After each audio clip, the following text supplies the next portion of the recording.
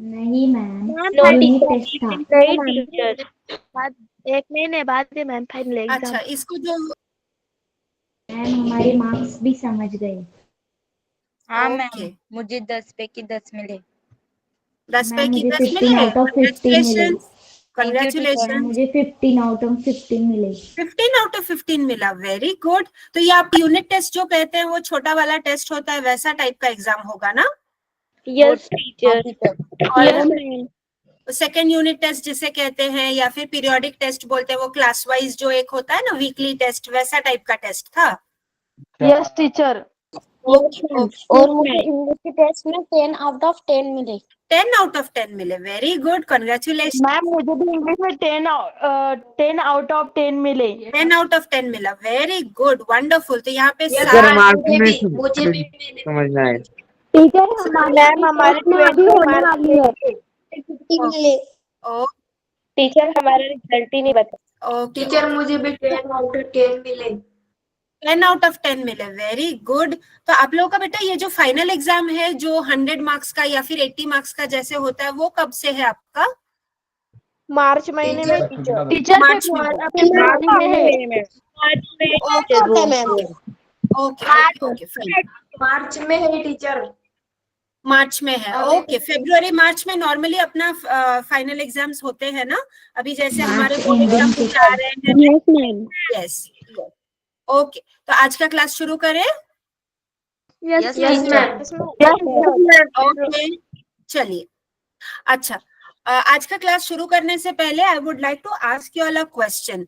क्या आप लोगों को लगता है, या फिर आप लोगों में से कितने जन को लगता है कि हम जो कहते हैं, राइट, हमारे जो शब्द हैं, हम जो शब्दों को चुनकर बात करते हैं किसी से, चाहे वो रेगुलर बात हो, चाहे वो गुस्से में हो, प्यार से हो, या फिर कैसे भी, जिस तरह से भी टोन हमारा हो, उस तरह से टोन के साथ साथ जिस तरीके के शब्द हम चुनते हैं, राइट, टोन हमारा जो है, जिसको हम वॉइस मॉड्यूलेशन कहते हैं, कि चलिए हमने थोड़ा सा प्यार से बात कर लिया, रेगुलर बात करते हैं, नॉर्मल बात करते हैं, कभी गुस्सा आता है तो बहुत चिल्लाकर बात करते हैं, राइट। तो हर एक जन का जो है एक एक्सप्रेशन का एक अलग तरीका होता है, हम अलग अलग तरीके से उसे एक्सप्रेस करते हैं। लेकिन अलग तरीके से एक्सप्रेस करते हुए हम जो शब्दों का उच्चारण करते हैं, या फिर जिन शब्दों का हम चुनाव करके जिसे हम यूज करते हैं in the form of sentences, क्या आपको लगता है कि the choice of words is very important? हमें शब्दों को चुनकर और अच्छे से चूज करके हमें यूज करना चाहिए किसी से बात करते वक्त। मैम मैं बताऊँ क्या रावण? ओके, लावण्य बताइए। Okay, you all raise your hands. मैं आप लोगों को, मैं जैसे जैसे कोई हाथ उठाएगा तो I will ask them. Okay, Lavanya ने सबसे पहले पूछा तो I will ask you. Ma'am जब भी हम किसी से बात करते हैं ना, तो हमें सोच समझ कर बात करनी चाहिए, क्योंकि आगे के व्यक्ति के मन में क्या चल रहा है हमें पता नहीं होता। और हम जो बोलते हैं, हम उस शब्द का जो उच्चार करते, तो आगे का व्यक्ति को कैसा लगेगा ये भी हमें पता नहीं होता। इसलिए हमें सोच समझकर हमारे शब्द बोलने चाहिए। जब हम एंग्री होते हैं तो हम गुस्से में आगे वाले व्यक्ति को कुछ भी बोल जाते हैं। हम कुछ भी बोल जाते हैं, पर हम सोचते ही नहीं है कि आगे का व्यक्ति क्या सोचेगा हमारे बारे में, उसको कितनी तकलीफ होगी, हम ये सोचते ही नहीं है। फिर वो जो शब्द होते हैं हम जो दूसरों को बोलते हैं, तो वो शब्द होते हैं, वो शब्द इतने डेंजरस होते हैं कि जो आगे का व्यक्ति के मन में बस जाए तो कभी भी नहीं निकलते। जैसे कि हमारा घाव भर जाता है, मतलब हमें कुछ लगा तो हमारा घाव भर जाता है, पर जो शब्द होते हैं वो व्यक्ति के मन में रहते हैं। इसलिए कभी भी हमें अपने जो शब्द होते हैं वो सही उच्चार कर बोलने चाहिए, सोच समझ कर बोलने चाहिए। Okay, wonderful. मयूर, मयूर पवार के नाम से जो जुड़े हैं, क्या आप बताएंगे बेटा, what is your opinion? Ma'am हम जब गुस्से में रहते हैं ना, तब सामने वाले को कुछ ऐसा बोलना नहीं चाहिए कि अपना भी ऐसा हो सके। ओके, तो अगर कभी सोचिए कि किसी को गुस्सा आया तो आप कैसे कंट्रोल कर सकते हैं, या फिर आप खुद क्या करते हैं ऑन अ पर्सनल लेवल पे? कोई मुझे बता सकता है कि अगर आप, जैसे आपने इंद्रजन ने जैसे कहा कि गुस्सा आता है तो हमें सामने वाले को, just because we are angry we shouldn't say anything that comes to our mind, हम कुछ भी नहीं बोल सकते, हमें सोच समझ कर बोलना चाहिए। टीचर मैं बताऊँ क्या? ओके, मैं बताऊँ बताओ क्या? ऑल मैं राइट, ऑल बताऊँ राइट, तो I Jagriti try to give everyone a chance. एक मिनट, थोड़ा सा, एक मिनट बेटा। मयूर, आप कुछ बताना चाह रहे थे, मयूर कैन कंटिन्यू, फॉलोड बाय तेजस। हाँ, मयूर के बाद तेजस बताएंगे। अपने को गुस्सा कैसे कंट्रोल करना चाहिए, उसको प्यार से बोलना चाहिए। अच्छा, उसको प्यार कुछ से तो बोलना चाहिए, लेकिन अगर मुझे बहुत गुस्सा आया लेकिन मुझे प्यार से बोलना मैम आया मैं ही सांगू नहीं, मैं कैसे टीचर कर मैं बताऊँ सकती क्या? हूँ? मैम मैं टीचर सांगू मैं मैम हाँ, मैं एक बताऊँ सांगू सोनाली रहता ना रहना चाहिए और गुस्सा तो नहीं वो हमको कुछ भी बोल देता, राग एंग्री रहता ना, कुछ भी बोल देता तो हमको बुरा नहीं मानना चाहिए कि वो गुस्से में है तो वो कुछ भी बोलते रहे, हमको बुरा नहीं मानना चाहिए। किसको बुरा नहीं मानना चाहिए? किसको बुरा नहीं मानना चाहिए? हमें मैम मैं सांगू हमको टीचर मैं बताऊँ शिव साक्षी? एक मिनट, मैम मैं बताऊं मैम? ओके, दर्शना, सब बेटा, सब लोग एक साथ बात करेंगे तो इट इज बिकमिंग डिफिकल्ट। मैं आपको मैं बता रही हूँ, you all raise your hand. वैसे भी हमारा पूरा लेक्चर बाकी है, तो कभी ना कभी किसी ना किसी को चांस मिल जाएगा बात करने के लिए, ठीक है? मैं आपको बताऊंगी, आप आंसर बताइए। तेजस, आप कुछ बोल रहे थे, can you please complete your thing? आप आपका सेंटेंस कंप्लीट कीजिए। टीचर अगले एक लड़का है, उसको गुस्सा आए हो, दूसरे लड़कों को गुस्सा आए ना, कुछ भी बोल देगा, पर हमको बुरा नहीं मानना चाहिए।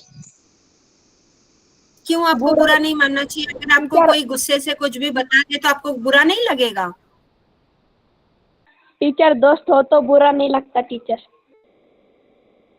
क्या हुआ? टीचर दोस्त रहता ना तो बुरा नहीं लगता। अच्छा, दोस्त होते तो आपको, दोस्त नहीं रहते तो आपको बुरा नहीं लगता, दोस्त होते तो बुरा लगता। दोस्त होते तो बुरा नहीं लगता, दोस्त नहीं होते तो बुरा लगता है, ऐसा बोले वो टीचर तेजस। अच्छा अच्छा, ओके ओके। तो लेकिन हमेशा दोस्त होना जरूरी है बुरा नहीं लगने के लिए? ऐसे तो कोई बात नहीं है, ये तो कोई भी इंसान, मतलब हम इंसान के बारे में बात कर सकते हैं, राइट? टीचर हमें खुद वो टीचर प्यार से भी बोलना चाहिए उनके साथ। टीचर मैं बताऊँ दीदी? अच्छा टीचर मैं अच्छा, बताऊँ एक क्वेश्चन है। ओके, बुरा लगना नहीं लगना वो हमें समझ में आ गया है कि बुरा लगता है, कभी दोस्त होते हैं तो बुरा नहीं लगता, हमें पता है कि ओके दे आर फ्रेंड्स, तो कभी हम बुरा नहीं मानते। लेकिन एक चीज बताइए कि अगर रियल लाइफ में आप लोगों को कभी ना कभी तो गुस्सा आया होगा, राइट? तो अगर गुस्सा आता है तो what do you do to control your anger? आप अपने गुस्से को कंट्रोल करने के लिए कुछ स्टेप्स लेते हैं? बहुत गुस्सा आता है या फिर कम गुस्सा आता है, कोई भी लेवल का, बट देन क्या आप अपने गुस्से को कंट्रोल करते हैं? कभी आपने किया है? और अगर किया है तो आपने कौन से स्टेप्स अपनाए हैं? That I want to know. Ganesh, बताऊँ अदिति? एक सेकंड बेटा, गणेश टीचर मैं गणेश बताऊँ जागृति? बेटा एक मिनट, मैंने 3-4 जन को यहाँ पर हैंड रेज करते हुए देखा है, तो let me try to give everyone a chance. सबको एक फेयर चांस मिलना चाहिए। वो टीचर हाँ, एक एक सेंटेंस भी बोलिए तो कम से कम आपको एक चांस तो मिल रहा है। टीचर क्वेश्चन रिपीट करो ना। क्वेश्चन रिपीट करूं? बेटा आपको कभी गुस्सा आया है? Yes ma'am. गुस्सा आया है, ओके। तो गुस्से में फिर आप क्या करते हैं? आप किसी को कुछ भी बोल देते हैं क्या? यस मैम, हमने कहा सामने वाले को, आपको हमने गुस्सा आया तो हम सामने वाले को कुछ भी बोल देते हैं। अच्छा, लेकिन आपने कभी किसी को कुछ भी बोल दिया है क्या गुस्से में? नहीं मैम। आपने नहीं बोला, तो आपने अपने आप को अपने गुस्से को कंट्रोल किया है? गणेश, क्या मैम? क्या आपने कभी अपने गुस्से को कंट्रोल किया है? अपने आप गुस्से को अपने काबू में करने की कोशिश की है? नहीं मैम। नहीं? तो फिर आपने क्या किया? गुस्सा आया तो आपने एक ऐसे घूसा मार दिया किसी को गुस्से में? Do you do that? No ma'am, गुस्सा हम कुछ भी बोल देते हैं सामने वाले को। अच्छा, ओके, ठीक है। सोनाली राउत, बेटा आप बताइए। Yes ma'am. मैम मुझे गुस्सा आया तो ना मैं एकदम शांत रहती हूँ और उसको सामने वाले को बुरा नहीं लगना चाहिए ऐसा बोलती हूँ। और म्हणजे जो आपण जर म्हणजे त्यांच्याविषयी जर आपण बुरा बोललो तर त्यांच्या मनात आपल्याविषयी चांगल्या भावना नाही राहत. म्हणजे ओके, त्यांच्याविषयी आपल्या मनात वाईट वाईट विचार येतात. मग त्याच्यामुळे आपण आपली जी बुद्धी राहते ती शांत ठेवायची. आपण त्यांच्यासोबत चांगलं बोलायचं आणि त्यांना समजून सांगायचं भांडू नका असं तसं. अच्छा, ओके। तो मतलब आप बहुत समझदार व्यक्ति हैं कि आप बहुत समझ के, सोच समझ के, गुस्सा आता भी है तो आप शांत रहने की कोशिश करते हैं। अच्छा, मेरा जो क्वेश्चन था कि किसी को गुस्सा कंट्रोल करने की कुछ स्टेप्स आते हैं क्या? नॉर्मली अगर आप देखें तो मैं बताऊँ अदिति? टीचर ने बताया तो मैम मैं बताऊँ क्या नेहा? बातें नहीं करना टीचर. ओके, अदिति बताइए। मैं बताऊँ क्या? अदिति बताइए। बाद में बताओ क्या. Yes teacher. टीचर मैं पर्सनली मतलब कि मुझे जब गुस्सा आता है ना तब बताती हूँ। जैसे कि स्कूल में अगर हमें कोई टीचर डांट देती है, उसमें हमारी गलती भी नहीं होती तो हम तो टीचर को उल्टा नहीं बोल सकते क्योंकि वो हमसे बड़े हैं और हमारे गुरु है। तो मैं मतलब कि पर्सनली मैं क्या करती हूँ, मतलब कि वो होते हैं ना ब्रीद इन ब्रीद आउट, हमें स्कूल में पढ़ाते हैं सैटरडे के दिन। तो ब्रीद इन ब्रीद आउट करती हूँ और उससे जो मतलब कि मैंने ना बहुत बार जो ब्रह्म कुमारी इसके जो यूट्यूब पे चैनल्स होते हैं ना उसमें भी देखा है कि जब हमें गुस्सा आता है ना तो हमें लंबी सांस लेनी चाहिए और हमें ना मतलब कि थोड़ा सा पानी पीना चाहिए, उससे हमारा गुस्सा कंट्रोल होता है। और मैंने प्रैक्टिकली भी ये किया है, मेरा गुस्सा सच में कंट्रोल हो जाता है। जबकि मेरी बुआ की लड़कियों से मतलब कि मेरी कजिन से जब मेरी लड़ाई हो जाती है तो मुझे बहुत गुस्सा आता है, तो मैं वैसे ही करती हूँ। लंबी सांस लेनी है और पानी पीना वगैरह। ओके, इससे गुस्सा ओके, शांत हो जाता है हमारा। Wonderful, wonderful. तो कभी ये तरीका बहुत अच्छा है या फिर आप कभी जैसे उल्टे गिनती मैम मैं करते बताऊँ क्या नेहा? टीचर मैं बताओ क्या तेजस. टीचर मैं बताओ जागृति प्लीज। टीचर मैं बताऊँ मैम मैं बताऊँ क्या नेहा? मैं बताऊँ क्या? अच्छा, नेहा वाघ बोलिए। नेहा, मैम मैं नेहा, बताऊँ नयन? मैम नेहा वाघ, मैंने नेहा वाघ का मैंने नाम लिया है। हाँ मैम मैं बताती हूँ। मैम जब हमें गुस्सा आता है ना तब हमें ऐसा मतलब दूसरे की भी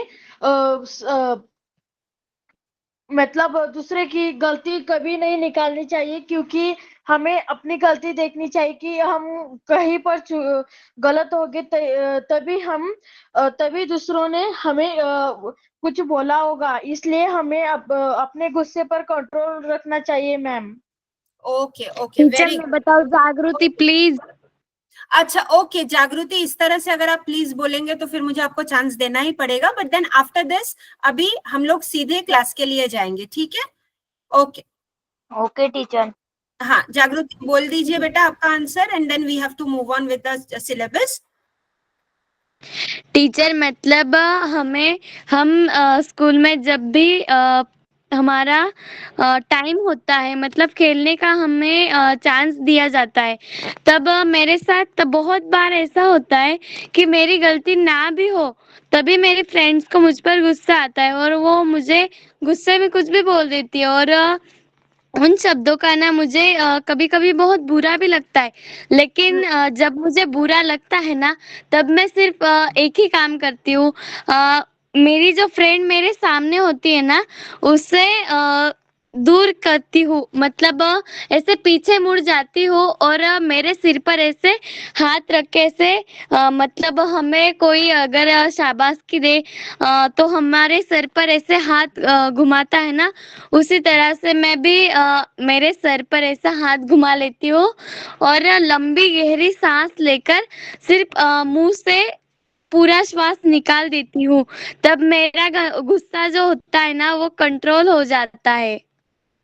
ओके, तो आप अपने ही सर के ऊपर हाथ रखकर खुद ही अपने आप को शांत कर लेते हैं। ओके, तो कभी किसी को आपने देखा होगा कि कोई आपको ये भी टिप देता है कि आप उल्टी गिनती कीजिए तो दिमाग आपका जो है वो प्रॉपर मतलब 100, 99, 98 इस तरह से आप धीरे धीरे उल्टी गिनती करेंगे तो भी आपका गुस्सा शांत होता है। तो these are certain techniques. Okay, now let's move ahead. मैं रिक्वेस्ट करूंगी सबको अपने अपने माइक्स को जरा म्यूट कर लीजिएगा। अभी हम क्लास शुरू कर देते हैं बेटा, काफी टाइम हो चुका है। Okay fine. The topic for today is the poem truth. ठीक है, लेकिन आगे बढ़ने से पहले कि सच्चाई, ट्रुथ यानी कि क्या है, सच्चाई। किसी भी सच्चाई मतलब सच्चाई तो काफी सारी चीजें हैं, मतलब सच जो होता है वो मतलब काफी टाइप के सच होते हैं, लेकिन यहाँ पे इस पोएम में जिस सच्चाई के बारे में बात की गई है ये है कि शब्दों का जो हम उच्चारण करते हैं तो क्या शब्दों में इतना ताकत है, इतनी ताकत है कि आप किसी को मतलब किसी की जिंदगी बना दे या फिर किसी की जिंदगी बिगाड़ दे। तो आज जो हमने इनिशियली हमने जो डिस्कशन किया था, ओके, तो इसका यही अर्थ है, क्योंकि कहीं ना कहीं हमारे जीवन में हमें बहुत सारे लोग अभी, if we consider this life as a journey, अगर हम इस लाइफ को, इस जीवन को हम अगर एक ट्रेन की जर्नी के हिसाब से, ट्रेन के ट्रिप के हिसाब से अगर आप कंसिडर करें तो आप देखेंगे कि हर एक स्टेशन में ट्रेन जैसे एक सर्टेन डिस्टेंस कवर करने के बाद एक स्टेशन पे रुकते हुए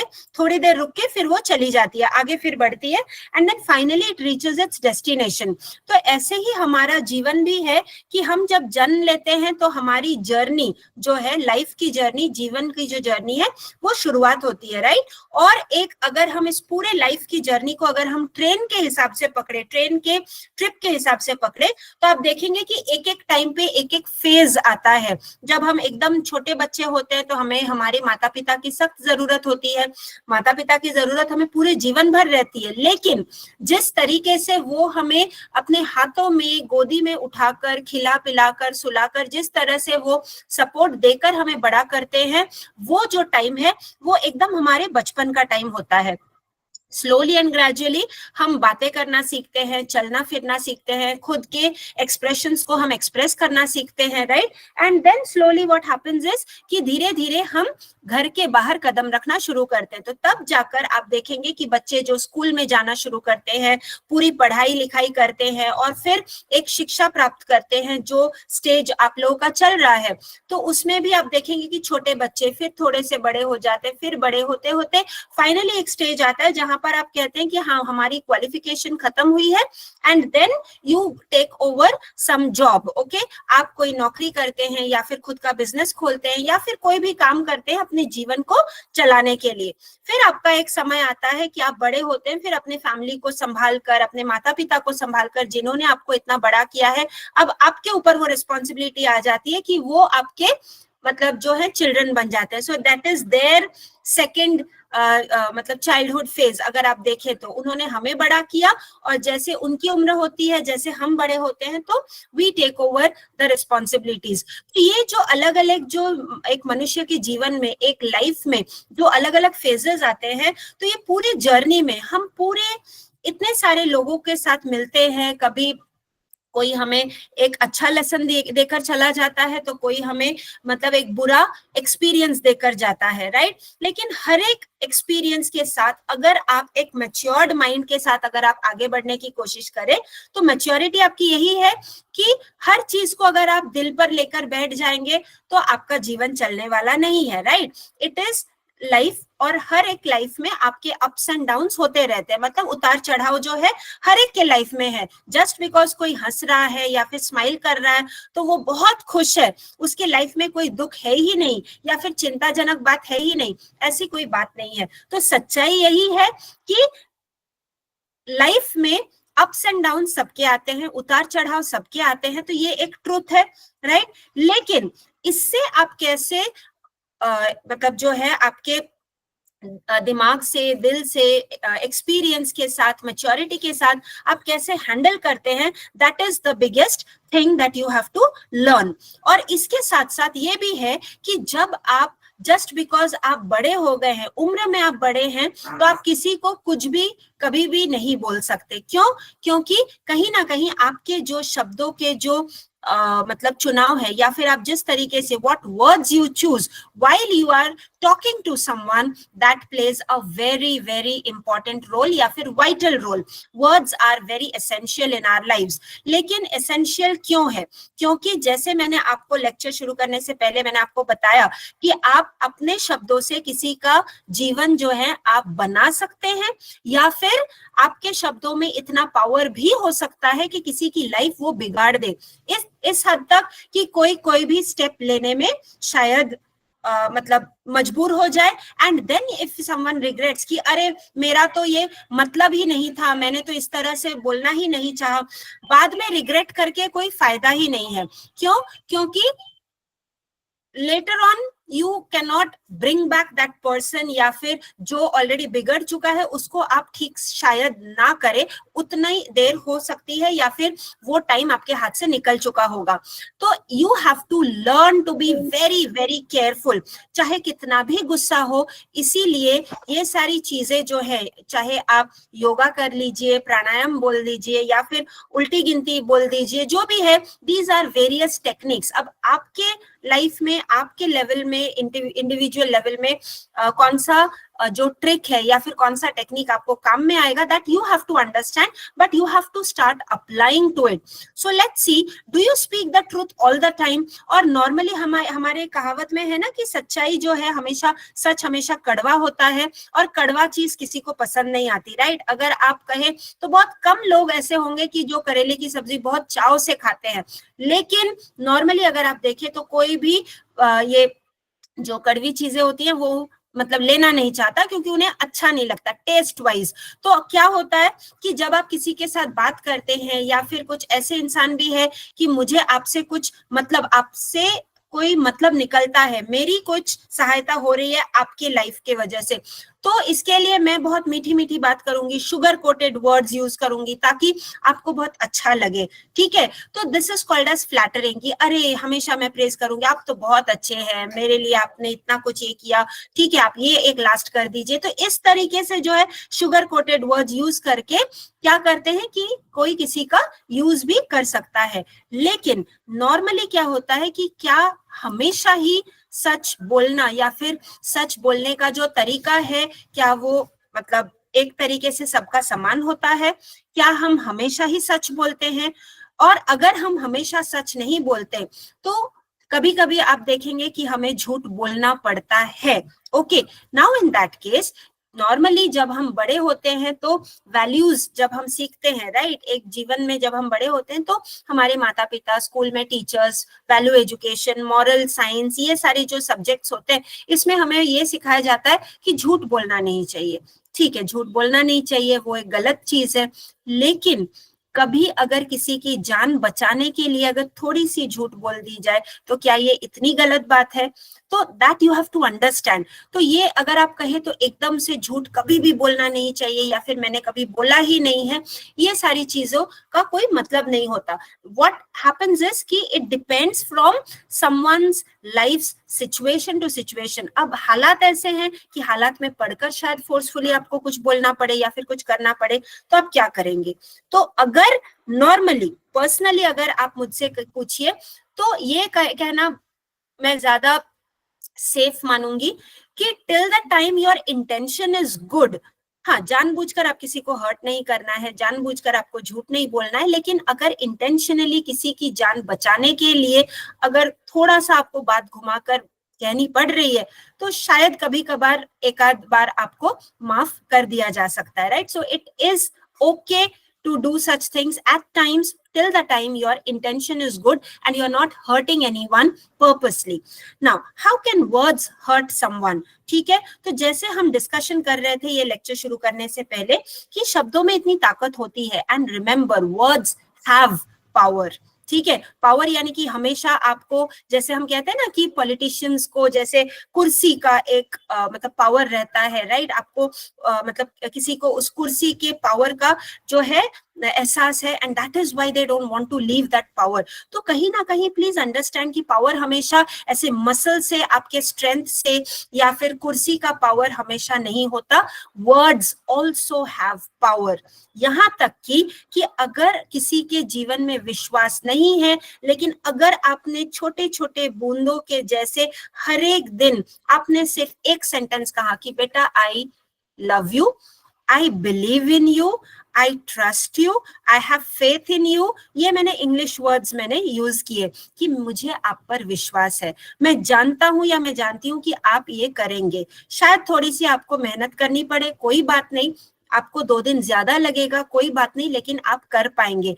एटलीस्ट आप दूसरे के साथ आप कंपैरिजन मत कीजिए, लेकिन आप आपके खुद के एक बेटर वर्जन हो सकता है। कल तक आप अगर 40% अगर 40% में अगर आप थे, तो शायद हो सकता है कि आप 45% में आ गए हो सकता है मैं आपको 90% तक नहीं ला सकती, लेकिन कम से कम अगर आपने उस मेहनत से 40 से 42 या फिर 40 से 45 तक भी अगर आपने लाया, that means you have shown improvement. तो कहीं ना कहीं उस पॉजिटिव बातों का एक छोटी सी झलक आप में दिखाई दी है। यू हैव नॉट डिटोरियोरेटेड, आप नीचे नहीं गए, लेकिन आपका एक पॉजिटिव इम्पैक्ट हुआ है। तो ऐसे छोटे छोटे चीजों में जो है आपको ब्लेसिंग्स ढूंढनी चाहिए और आपको उसी में पॉजिटिविटी ढूंढनी चाहिए, तब जाके आपको इस लाइफ के जो अर्थ है उसका एक अलग जो महत्व है वो आपको समझ में आएगा, राइट। तो क्या किसी के शब्दों में इतना पावर हो सकता है कि वो हर्ट करे? हर्ट क्यों?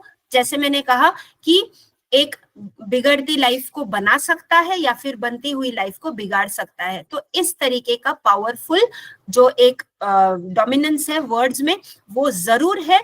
तो that you have to understand. Why should we take care of using proper words while speaking, right.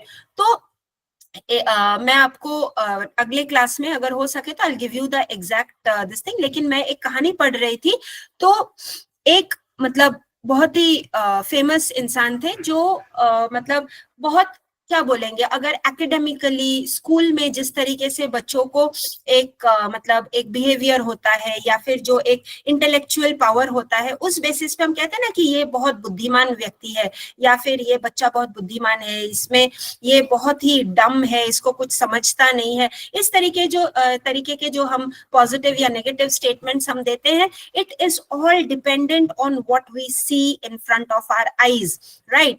लेकिन कहीं ना कहीं एक व्यक्ति के टीचर ने, स्कूल के टीचर ने इस तरीके से उसकी मम्मी को बुलाकर कह दिया था कि आपके बच्चे में बिल्कुल भी वो है ही नहीं बात, तो प्लीज आप इसको लेकर जाइए, मतलब इसके दिमाग में कुछ जाता ही नहीं है, ये लाइफ में कुछ कर ही नहीं सकता, इस तरीके से उन्होंने कह दिया है, राइट। और कहीं ना कहीं कह दिया कि आप इसको यहाँ से लेकर जाइए। तो बाद में उसकी मम्मी ने कह दिया कि ठीक है कोई बात नहीं। तो नेचुरली मम्मी आके घर पे रोने लगी बच्चे को पकड़कर। तो बच्चा समझ गया कि कुछ तो बात है, तो वो मम्मी को पूछने लगा कि मम्मी आप क्यों इतना रो रहे हैं, क्या बात है, मेरी टीचर ने क्या कहा?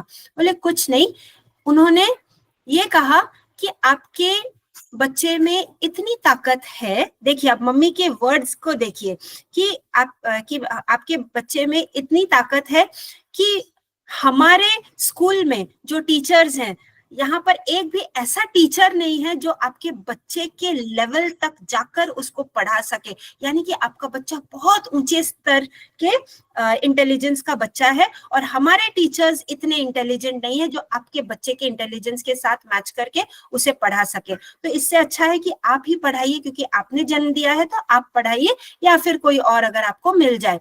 तो हर दिन अभी मम्मी ने जो है होम स्कूलिंग शुरू किया और कहीं ना कहीं वो मतलब धीरे धीरे उस बच्चे को आगे करते गए। तो आगे जाकर उस बच्चे ने कुछ ऐसा इन्वेंट किया, कुछ ऐसा कर डाला तो कि पूरे दुनिया में उसका नाम रोशन हो चुका, राइट। एंड लेटर ऑन जब ये हुआ कि उम्र होते होते फिर मम्मी गुजर गई, राइट।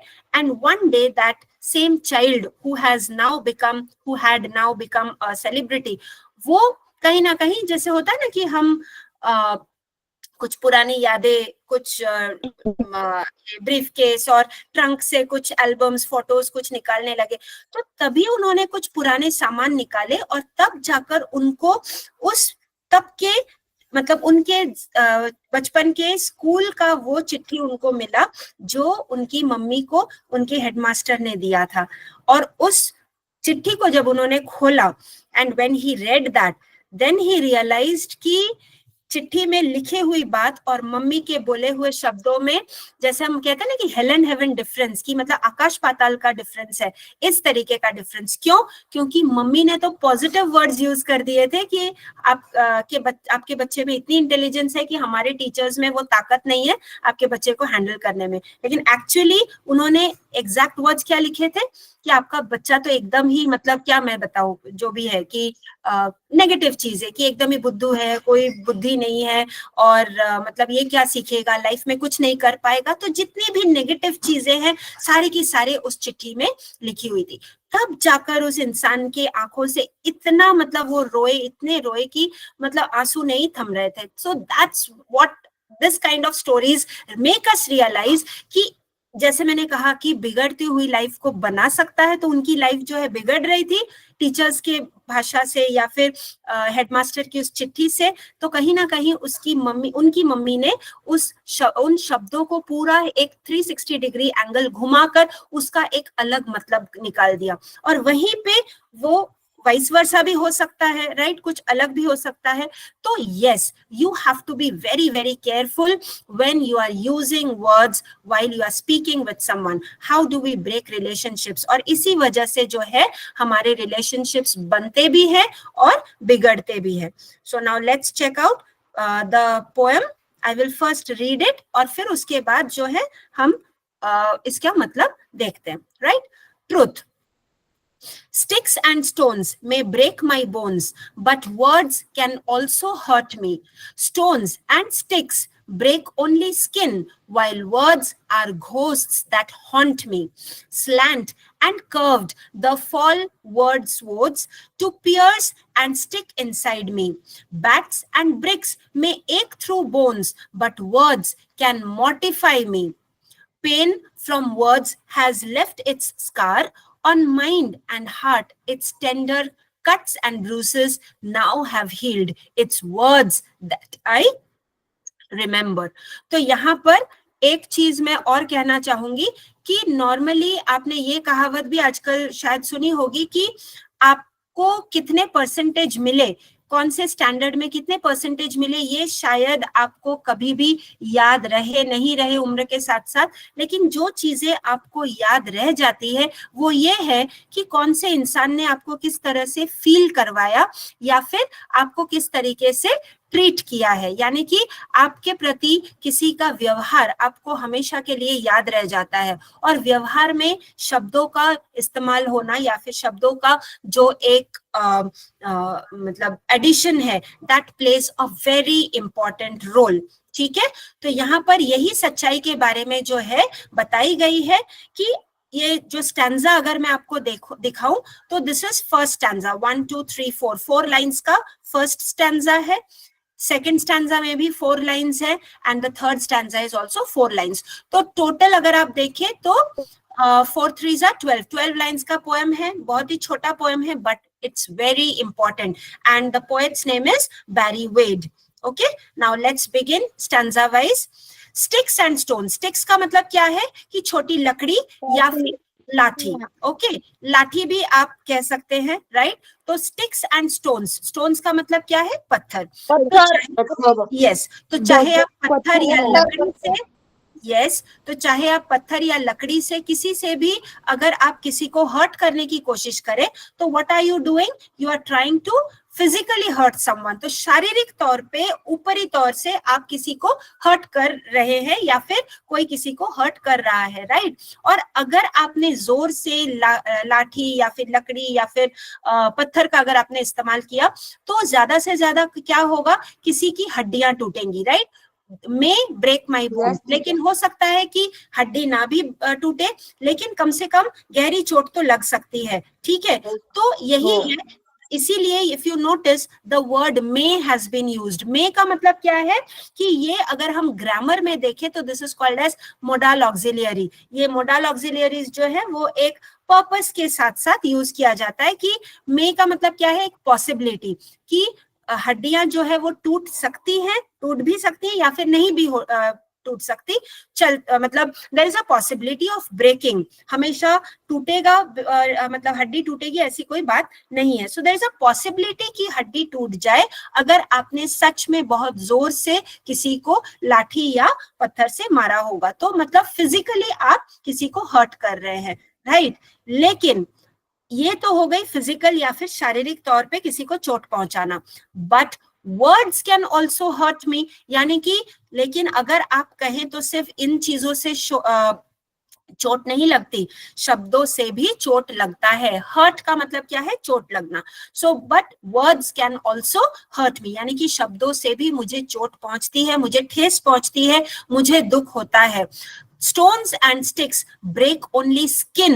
Skin यानी कि ऊपरी तौर पे जो आप त्वचा या फिर स्किन की बारे में बात कर रहे हैं, वो आपका हर्ट हो रहा है। आपने बहुत तेज किसी शार्प इंस्ट्रूमेंट से आपने किसी को मारा, तो यहाँ पर आपको बहुत गहरी चोट आ सकती है, खून निकल सकता है। तो ये स्किन के लेवल पर, यानी कि this is superficial hurting that you are talking about, right. एक ऊपरी तौर से जो है, जितना आपको आपकी आंखों से दिख रहा है ये ऊपरी तौर से, लेकिन अंदरूनी जो चोट है या फिर इनर जो मतलब इनर मोस्ट जो आप एक चोट पहुंचा रहे हैं किसी को, वो किसने देखा है? While words are ghosts that haunt me. Ghost का मतलब क्या है? भूत, ठीक है, भूत या प्रेत।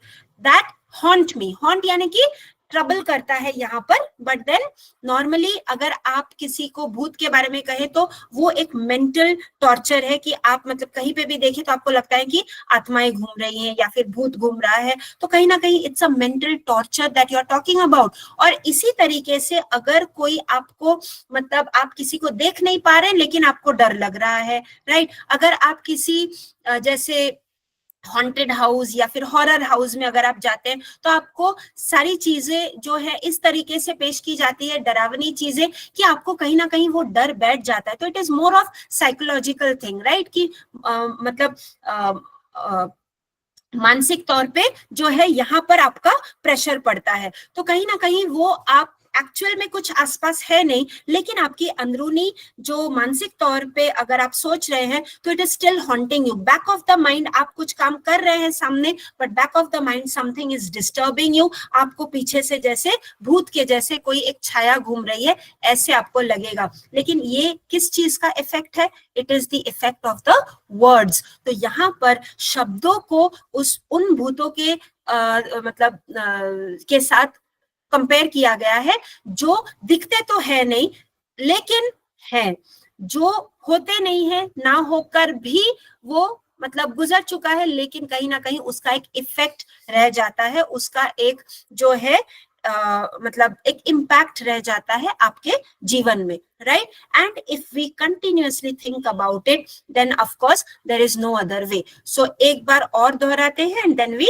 Move ahead. Sticks and stones may break my bones but words can also hurt me. Stones and sticks break only skin while words are ghosts that haunt me. तो कहीं ना कहीं ये वर्ड्स जो है, शब्द जो है, मुझे चोट पहुंचाते हैं, मुझे मानसिक तौर से वो डिस्टर्ब करता है और मेरे लाइफ में, मेरे दिमाग में वो घूमता रहता है। Is this much clear to everyone? First stanza सबको समझ आ गया है? Yes, teacher. Yes, teacher. Okay. Yes, teacher. Yes, ma'am. All Yes, ma'am. right. हो teacher. All right, beta. Yes, Okay. ma'am. Next stanza. Slant and curved, the fall word swords to pierce and stick inside me. Bats and bricks may ache through bones, but words can mortify me. Okay. Now,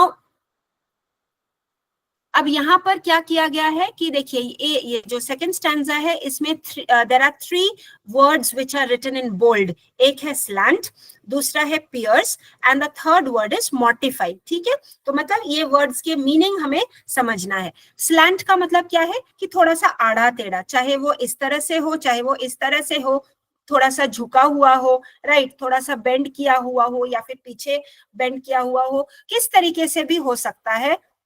तो normally जब आप words को उच्चारण करते हैं, सारे words एक समान नहीं होते, कभी वो संयुक्त शब्द होता है, कभी मतलब किसी वर्ड्स में आपको दो अक्षरों का ब्लेंडिंग लगता है, लाइक जिसे हम संयुक्त अक्षर कहते हैं, या फिर दो अलग अलग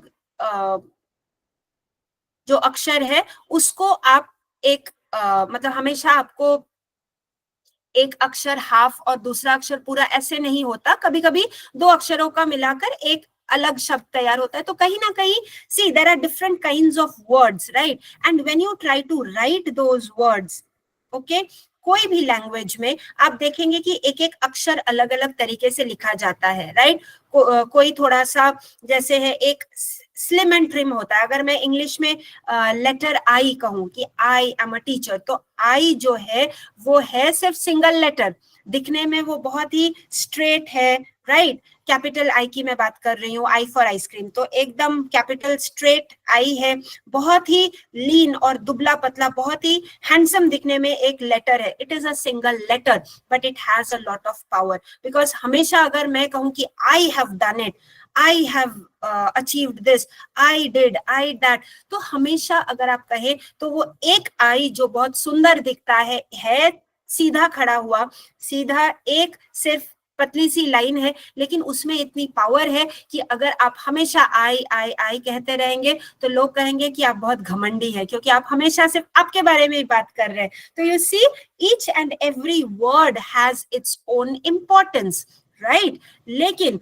उसी में अगर आप थोड़ा सा उसको मतलब झुकाकर, बेंड होकर, जैसे हम कहते हैं ना कि बड़े पेड़ जो है वो हमेशा देखेंगे आप तो वो it easily breaks, they easily uproot them, मतलब अपरूट हो जाता है, या फिर पूरे जो है जड़ से वो उखड़ जाते हैं अगर बहुत तेज आंधी आती है। लेकिन सरवाइव कौन करता है आंधी में? जो थोड़ा सा झुकना सीख जाता है, यानी कि जो छोटी छोटी घास होती है, ग्रास होते हैं, वो आप देखेंगे कि वो थोड़ा सा हवा के साथ, अगर हवा में इस तरफ अगर वो जाता है तो वो भी इस तरफ जाता है, इस तरफ है तो इस तरफ। तो you see, in such cases they are able to survive, यानी कि थोड़ी सी उनको जो है उनको पता है कि थोड़े से झुक जाने से, कभी सॉरी बोल देने से मैं छोटा नहीं बन जाऊंगा, राइट। गलती हो या ना हो, एक छोटी सी सॉरी अगर आप मन से कह रहे हैं रिश्ते को बचाने के लिए, तो कोई बात नहीं, that is much more important then saying कि मैं हमेशा क्यों सॉरी बोलूं, हमेशा मेरी गलती है, मेरी गलती ना होने पर भी मुझे, मैं नहीं बोलने वाला। सो दैट 3 लेटर वर्ड हम जो यूज करते हैं ना इंग्लिश में, ई जी ओ, ईगो, वो आपको कहीं ना कहीं थोड़ा सा साइड में रखकर, आपको थोड़ी सी झुककर, हंसकर, प्यार से, and in a very loving manner और विनम्र भाव से अगर आप जिंदगी को चलाएंगे तो it will be a smooth journey. प्यार से आप इन जिंदगी को गुजार सकते हैं, और शब्दों का इस्तेमाल जो है बहुत ध्यान से कीजिएगा।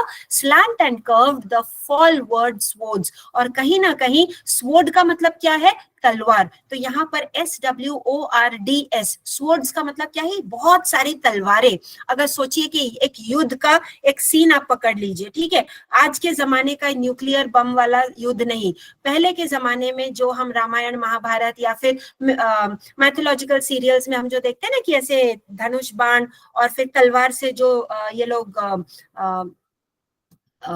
युद्ध करने जाते हैं, राइट। तो those are very very sharp instruments, right.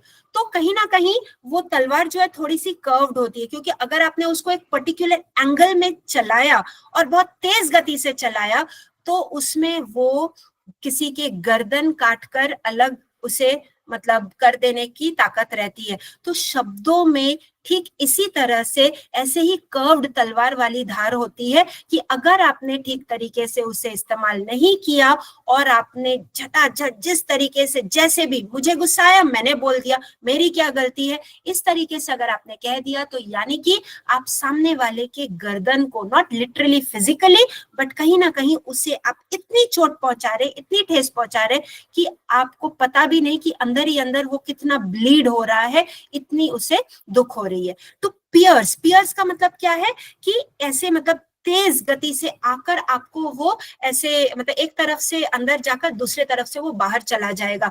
तलवार अगर किसी को जैसे वो स्टैब करते हैं ना कि युद्ध में, जैसे किसी को मारने के लिए जो पेट के अंदर तलवार घुसा देते हैं या फिर इस तरीके से या फिर पीछे से, तो आप देखेंगे कि एक तरफ से वो जो है वो मतलब तेज धार वाले तलवार को वो जोर से हिट कर रहे हैं, लेकिन उस तेज तलवार में, वो पतली सी तलवार में इतनी धार है कि एक पूरे चौड़े वाले जो इंसान का जो शरीर है उसको पियर्स करके, यानी कि उसको एक तरफ से निकलकर अंदर जाकर दूसरे तरफ से वो आर पार, जैसे हम कहते हैं हिंदी भाषा में कि आर पार करने की ताकत रखता है अगर एक तलवार, तो वर्ड्स में भी उसी तरह से आर पार हो जाने की ताकत रहती है। लेकिन बहुत ही मतलब सोच समझकर आपको यूज करना है। अगर आपने गलत तरीके से यूज किया तो it will remain for ever, चाहे आप कितना भी कुछ कर ले,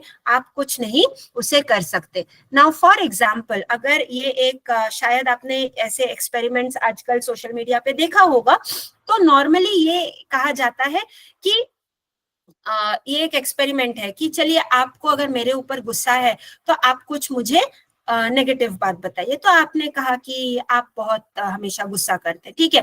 तो जैसे आपने एक नेगेटिव बात की, तो ये एक कागज का टुकड़ा है, तो इसको हम क्रम्पल करेंगे, ठीक है। हमने इसको ऐसे ऐसे उसको फोल्ड कर देंगे। फिर कहूंगी कि अच्छा ठीक है, आपको और क्या चीजें मेरे अंदर गलत लगती है? नहीं, आप हमेशा मुझे जो है इस तरीके से बात करते हैं, लेकिन दूसरों के साथ आप बहुत प्यार से बात करते हैं। ओके ठीक है, ये आपके लिए मतलब आपको मेरी तरफ या फिर मुझ में ये गलत आपको लग रहा है। ओके, देन समथिंग ऐसे करते करते करते करते क्या हुआ कि आपने सारे के सारे नेगेटिव पॉइंट्स मेरे अंदर वाले आपने बता दिए कि ठीक है, आपके हिसाब से मुझ में कितनी कमियां हैं। तो अब क्या हुआ कि आप जैसे जैसे बताते गए, ये तो मैंने छोटी सी कागज ली थी तो ये एकदम बहुत ही जल्दी ये क्रम्पल हो गया है। तो this is one experiment that is done nowadays. फिर कहते हैं कि चलो ठीक है, आपको इतना गुस्सा है ना मुझ पर, तो एक काम कीजिए, अभी आपने मतलब आपने मुझे कंप्लेन किया, मेरे बारे में आपने इतनी सारी कंप्लेन की, चलिए काम करते हैं, अब इसको सीधा करते हैं and then we will try to make it proper. ठीक एक ऐसे कागज की तरह जो एकदम स्मूथ थी, देखिए ये वाला स्मूथनेस देखिए और ये वाले में देखिए इसमें कितने सारे फोल्ड्स आ गए हैं, right. So this is one way of experimenting, जहां पर आपको दिखेगा कि बात तो सही है, कागज पहले ऐसे थी, राइट, लेकिन आपने उसको नेगेटिव बात बोल बोलकर, और मैंने एक एक नेगेटिव बात पर मैंने उसे फोल्ड करती गई, क्रम्पल करती गई, टू द एक्सटेंट कि इसमें इतने सारे दाग आ गए, इतने सारे फोल्ड्स आ गए कि अगर आप चाहे भी कितनी भी आप उसके ऊपर गर्म इस्त्री चला दे, लेकिन इस तरीके से स्मूथ कागज वो दोबारा नहीं बनेगा। यानी कि रिश्तों में अगर कोई दरार पड़ जाए, क्रैक अगर आ जाए, तो आप कितनी भी एमसिल लगा लीजिए, फेविकॉल लगा लीजिए, कुछ भी कर लीजिए, कहीं ना कहीं वो दरार और फिर से वो क्रैक होने का, चिप होने का डर जरूर रहता है। So you have to be very very careful when you are using the words, and that is why बात बात पर वही घूम फिर कर हम आ जाते हैं पॉइंट पर कि कोई भी शब्द आप यूज कीजिए, किसी के साथ आप कोई भी बात कीजिए, सोच समझ कर कीजिए, ठीक है। रिएक्शन तो आप कभी भी कर ही सकते हैं, कोई बात नहीं, लेकिन रिएक्ट करने से पहले 2 बार सोचिए कि क्या मेरी रिएक्शन सही है या नहीं, क्योंकि बाद में कितना भी आप पछतावा कर ले, आपको पछताने से शायद कुछ हासिल भी नहीं होगा। बैट्स एंड ब्रिक्स, बैट्स का मतलब क्या है, जो हम बल्ला या जो गेंद से हम जो क्रिकेट खेलते हैं, राइट, गेंद हो गया है बॉल, तो बैट यानी कि बल्ला, बल्ले से अगर किसी को गुस्सा आता है तो कोई हॉकी स्टिक से भी मार देता है, कोई बैट से भी मार देता है। तो बैट्स एंड ब्रिक्स का अर्थ क्या है, ईंट। रुपेश बेटा आपका माइक शायद ऑन है, can you please mute yourself बेटा, thank you. Okay, so bats and bricks में एक थ्रू बोन्स, तो अगर किसी को लाठी या फिर स्टोन, पत्थर से अगर काम नहीं होता और ज्यादा गुस्सा आ रहा है, तो आपने हॉकी स्टिक उठा लिया, आपने बैट उठा लिया, आपने बड़ी बड़ी ईंटें आपने उठा ली, ब्रिक्स यानी कि ईंट, ठीक है। तो बैट से, ब्रिक से आपने किसी को मारना पीटना शुरू किया, पत्थरबाजी आपने शुरू कर दी। तो यहां तक ये होगा कि दैट में एक ACHE, ये वर्ड जो है इट इज एक। एक का मतलब क्या है? दर्द होना। तो नॉर्मली हेडेक होता है तो हेड के साथ HEAD के साथ हम ये वाला एक को जोड़ देते हैं, हेडेक यानी कि सर दर्द। तो यहाँ पर एक का मतलब क्या है? दर्द। तो बैट्स एंड ब्रिक्स में एक थ्रू बोन्स, यानी कि आपने किसी को बैट से इतनी जोर से मारा, आपने किसी के ऊपर ईंट इतनी जोर से आपने फेंका, इतनी जोर से पत्थरबाजी की कि लोगों को दर्द होने लगेगा कि बहुत चोट आई है, मैं आ ऊ करके रोने लगूंगी, ठीक है, हड्डी शायद मेरी टूट जाए। तो आप क्या कर रहे हैं? वो सारी मटेरियल चीजों से या फिर फिजिकल चीजों से आप किसी को फिजिकली हर्ट कर रहे हैं, आप किसी को इंज्योर कर रहे हैं या फिर उसे वुंड्स दे रहे हैं, यानी कि आप किसी को फिजिकली हर्ट कर रहे हैं। But than words can modify me. Okay Neha बेटा, बार बार आपका माइक थोड़ा सा आप देख लीजिएगा। Okay now, but words can modify me. Words can modify me. Modify me का मतलब क्या है? कि शायद कोई ऐसे धार वाली चीज यूज करके कितनी भी गहरी चोट आए, वो फिर भी वो घाव भर सकता है। ऑपरेशन करके, दवाई करके, ये मरहम पट्टी करके वो घाव शायद आपका फिर भी ठीक हो जाए। लेकिन कभी कभी कोई घाव इतना गहरा होता है कि वो छाप छोड़ जाता है या फिर वो एक दाग छोड़ जाता है। तो that is called as scar in English, SCAR, scar. अब यहाँ पर तो वो जब आप स्कार देखते हैं तो आपको याद आता है कि मुझे पता नहीं ये वाला दाग कहाँ से, पता नहीं, लेकिन बचपन से ही है। तो शायद आपको बाद में पता चले कि आप कभी एक्सीडेंटली गिर गए होंगे तो आपको बहुत गहरी चोट आई थी, तब से ये दाग है आपके शरीर के ऊपर। तो ऐसी कुछ याद दिलाने वाली कुछ ऐसे स्कार्स रह जाते हैं। तो लेकिन हमेशा हर मतलब घाव में या फिर हर चोट में आपको ऐसे घाव रहेंगे या फिर ऐसे स्कार्स रह जाएंगे, ऐसी कोई बात नहीं है। कभी कभी कुछ घाव पूरे तरीके से जो है वो भर जाता है, और आज के जमाने में प्लास्टिक सर्जरी और ये सब करके मतलब भी आप उस चीज को पूरे तरीके से हटा सकते हैं। लेकिन जो कभी नहीं हट सकता, दैट इज द इफेक्ट और द इम्पैक्ट ऑफ वर्ड्स। क्यों? क्योंकि words can modify me. Modify का अर्थ यहाँ पर देखिए लेफ्ट साइड में दिया गया है, make one feel ashamed and embarrassed. Ashamed का मतलब क्या है? कि आपने किसी को इतने गंदे तरीके से कोई अगर किसी से बात करे कि आप किसी को मतलब जो है उसको आइदर वो बहुत इंसल्ट फील कर रहा है, राइट? अशेम्ड यानी कि उसे शर्म आ रही है, लेकिन अपने आप पर शर्म आ रही है, राइट? कि मैं इतना बुरा हूं या फिर इतनी बुरी हूं। तो वो आप किसी को शर्म फील कराने के लिए कितने हद तक कोई कितना मतलब बहुत ही बुरे तरीके से अगर किसी को चोट पहुंचानी है तो that is through words. So words can modify me. हमेशा नहीं होता, लेकिन ज्यादातर टाइम पे अगर सच में किसी को चोट पहुंचती है, रिश्ते टूट जाते हैं, it is because of the words that are used. कहते हैं ना कि जैसे वो वर्ड्स को कभी कभी उन एरोज के साथ, ठीक है, उस मतलब बो एंड एरो यानी कि धनुष और बाण, तो उस बाण के तरह से उसे उस बाण के तरह के साथ उस बाण के साथ कंपेयर किया गया है, उन एरोज के साथ कंपेयर किया गया है कि जिसको आपने उस बो से या फिर उस धनुष के सहारे आपने बहुत एक एंगल में जाकर आपने जोर से उसे छोड़ तो दिया और वो बाण वो निकल के चला भी गया, लेकिन कहाँ जाकर गिरा, किस हालत में गिरा, क्या वो टूट गया कि वो खो गया या फिर वो कहीं पे ऐसे ही मतलब किसी जगह पर जाकर वो अटक गया है, यू हैव नो आइडिया। और उस बाण को ढूंढते हुए आप कितनी भी दूर चले जाए, हो सकता है कि वो बाण आपको कभी मिले ही नहीं, और अगर मिले भी तो किस हालत में मिलेंगे, you never know. So it is like, it's almost like that arrow which you have already thrown, okay, which you have already shot with the help of that arrow and the bow, but then it cannot be brought back. तो शब्द अगर वो आपके मुंह से निकल गए तो वो आप वापस नहीं ले सकते। कोई कितना भी कह ले कि आई एम सो सॉरी, मैं मेरे शब्दों को मैं वापस ले रहा हूं या ले रही हूं, कुछ भी हो, जो चोट पहुंचानी थी वो ऑलरेडी उसका इम्पैक्ट हो चुका है। अब आप कुछ ना उसे संभाल सकते हैं ना उसे बिगाड़ सकते हैं। एट द मोस्ट आप क्या कहेंगे कि अच्छा ठीक है, चलो मैंने माफ किया। सिर्फ मन की शांति के लिए शायद आप कहेंगे कि okay fine, no problem. At the most आप कहेंगे ओके फाइन, मैंने आपको माफ किया, लेकिन कहीं ना कहीं उसका एक इफेक्ट रह जाता है। तो शब्दों में इतना इफेक्ट या फिर इतना पावर होता है। नाउ द लास्ट स्टैंजा, यहाँ तक समझ में आया सबको? Second stanza, any problem? No ma'am, no problem. Okay fine, thank you. Alright, no ma'am. All right, चलिए फिर लास्ट वाला स्टैंजा कर लेते हैं and then we can wind up for today. Time almost हो रहा है, तो ये जरा लास्ट स्टैंजा में करके ये वाला टॉपिक आज मैं वाइंड अप कर देती हूँ, ठीक है? Pain from words has left its scar. Pain का मतलब क्या है? दर्द। फ्रॉम वर्ड्स, किसकी दर्द के बारे में आप बात कर? शब्दों का यूज करके, शब्दों का इस्तेमाल करके जो आप किसी को दर्द अगर पहुंचा रहे हैं, has left its scar. Scar वही है जो मैंने अभी कहा कि बचपन में शायद गिरकर कोई एक मार्क छूट गया हो, एक काला पैच पड़ गया हो, या फिर एक मतलब लगता है कि हाँ यहाँ पर कुछ कटा हुआ है, ऐसे कुछ लग रहा है कि शार्प इंस्ट्रूमेंट लग गया था, तो वो दाग रह जाता है, right?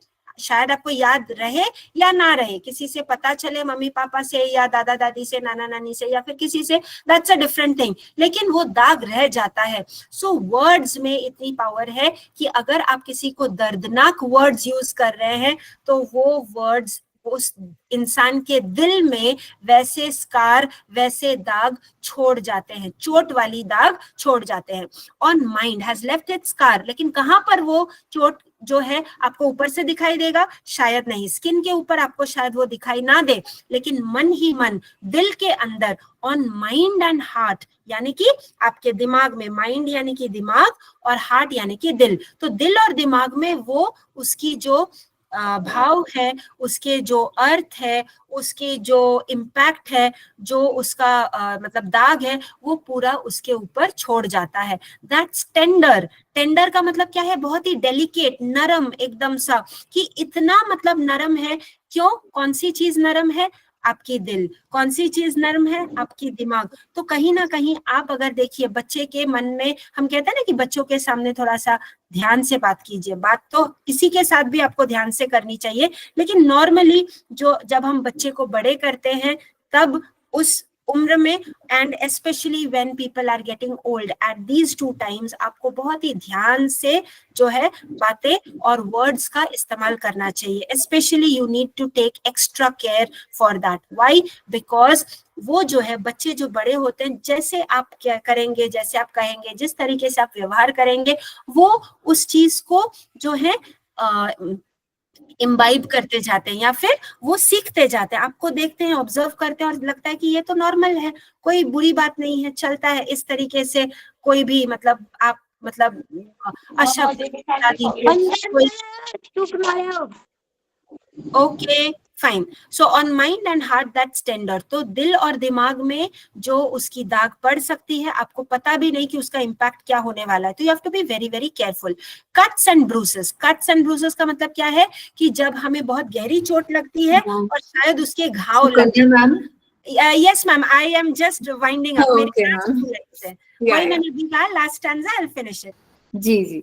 So cuts and bruises का मतलब क्या है? कि जो इंजुरीज होती है स्किन के लेवल पर, ठीक है, जैसे अगर एक्सीडेंटली छुरी चाकू लग जाता है तो हमारी हाथ या फिर उंगली कट जाती है तो खून निकलता है, तो वहां पर आप देखेंगे कि एक दाग रह जाता है, राइट? सो वो जो दाग है, जो चोट है, जो घाव है स्पेशली, तो ब्रूसेस का अगर मैं सही तरीके से अगर मैं ट्रांसलेट करूं हिंदी में तो इट विल बी घाव। कि जो चोट लगती है उससे जो घाव लगती है तो वो आपको ऊपरी तरफ से आपको दिखाई देगा, जिसके ऊपर आप टॉपिकल लेवल पे या फिर ऊपर के लेवल पे आप दवाई लगाकर, मलहम लगाकर आप उसे ठीक करने की कोशिश कर रहे हैं। शायद यहाँ वाली घाव आपकी ठीक हो जाए, लेकिन दिल में जो चोट लगी है वो आप कैसे ठीक करेंगे? Cuts and bruises now have healed. तो जो इस त्वचा के ऊपर, जो स्किन के ऊपर जो स्कार्स लगे हैं, जो इंजुरी हुई है, वो शायद हील हो जाए। Heal, HEAL। हील का मतलब क्या है?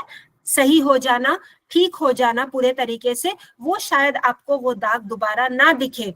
It's words that I remember. शायद मैं अपने मन की शांति के लिए किसी को मैं माफ भी कर दूं कि चलो बाबा ठीक है, एक बार गलती हो गई, लेकिन फिर भी जिस तरीके से मैं शायद पहले उस इंसान को देखता था या देखती थी, उस नजर से शायद मैं उस इंसान को दोबारा भी ना देखूं, क्योंकि कहीं ना कहीं वो उनकी प्रेजेंस मुझे ये याद दिलाएगा कि आपने मुझे चोट पहुंचाई है। How? By using hurtful words. आपने आपके शब्दों से मुझे बहुत ज्यादा चोट पहुंचाई है, तो आप कुछ भी कर लीजिए। शायद एक जस्ट नेम सेक या फिर एक होता है ना कि सोसाइटी में सिर्फ दिखाने के लिए ऊपरी तौर से शायद मैं स्माइल कर भी दूं, लेकिन अंदर ही अंदर मुझे पता है कि जो रिस्पेक्ट आपके लिए थी शायद वो खो चुकी है, बिकॉज आपने मुझे चोट पहुंचाई है। किस तरीके से? By using words. So ultimately the conclusion is that we have to be very careful, extremely careful whenever we are using words or when we are talking or speaking with someone. So with that I finish today's lecture session. Is that clear to everyone?